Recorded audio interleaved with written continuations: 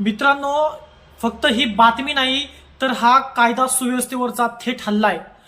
इंदापूर तालुक्यातील भिगवण येथे दिवसा ढवळ्या आई आणि भावाच्या डोळ्यात लाल मिरचीची चटणी टाकून 21 वर्षीय तरुणीचं अपहरण केल्याची धक्कादायक घटना घडली आहे. आनंद हॉटेलच्या पाठीमागं रस्त्यावरून चालणाऱ्या कुटुंबावर अचानक हल्ला झाला आणि तरुणीला जबरदस्तीने चारचाकीत टाकून पळ काढल्याची धक्कादायक माहिती समोर येते. मित्रांनो, हा चित्रपट नाहीये तर ही भिगवण मधील भयावह वास्तव कथा आहे. घटनेनंतर संतप्त कुटुंबीय आणि ग्रामस्थांचा पोलीस स्टेशन समोर ठिय्या आंदोलन देखील झालं. पुणे सोलापूर महामार्गावर रास्ता रोको झाली, वाहतूक देखील ठप्प झाली आणि या घटनेमध्ये अप्पर पोलीस अधीक्षक गणेश बिरादार स्वतः मैदानात उतरून संपूर्ण जिल्ह्याची नाकाबंदी केली.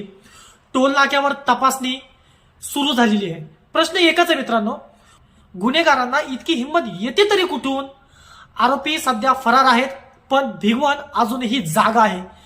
पीडित मुलीला लवकर न्याय मिळायलाच हवा, यासाठी इंदापूर तालुक्यातील सर्व ग्रामस्थ, भिगवण मधील सर्व ग्रामस्थ या घटनेकडे आता एकच लक्ष देऊन आहेत. नक्कीच आरोपीला पकडण्यासाठी पोलीस प्रशासनाने देखील आता शर्थीचे प्रयत्न सुरू केलेले आहेत.